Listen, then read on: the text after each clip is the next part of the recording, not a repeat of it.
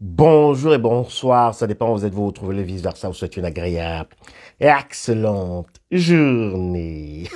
Ah, ah, ah. Alors, comment vous allez? J'espère bien.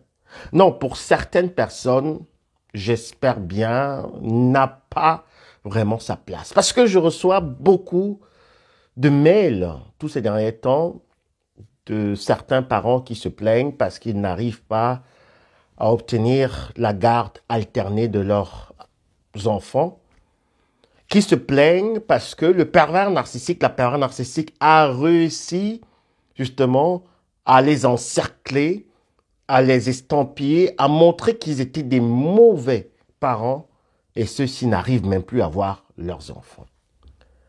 J'entends des cris, j'entends des pleurs, des hommes qui sont complètement détruits parce qu'ils n'arrivent pas à voir leurs enfants.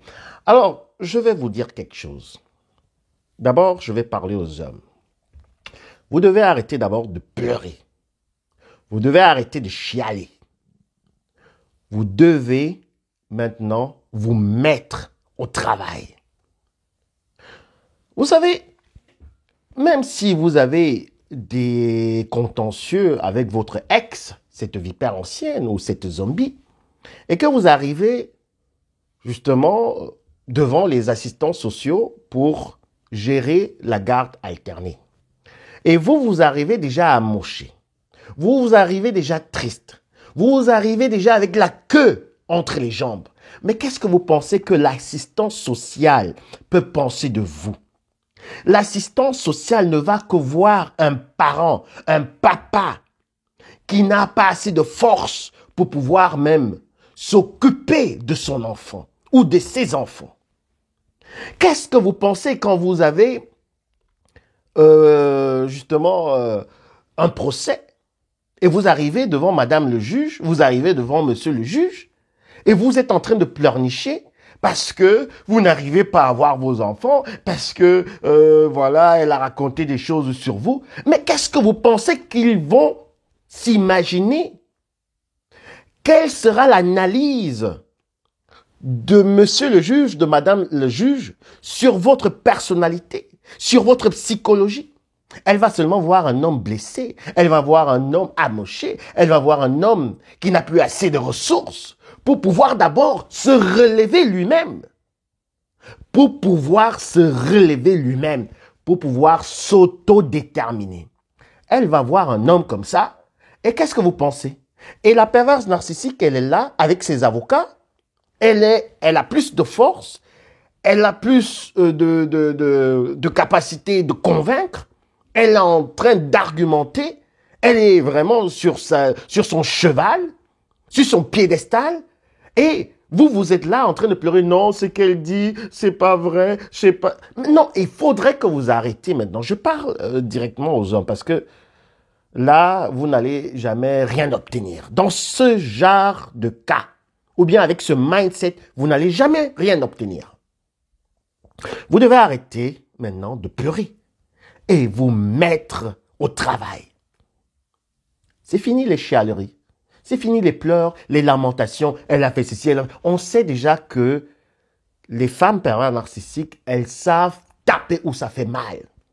Vous enlevez la garde de vos enfants et même vous empêchez de les voir à jamais. Et pour les parents, pour les hommes, c'est vraiment un poignard, même pas dans le dos, mais directement dans le cœur. Alors, je vais vous dire que si vous ne révisez pas votre mindset pour aller en combat, en conflit avec votre ex, avec la mère de vos enfants, alors vous allez tout perdre.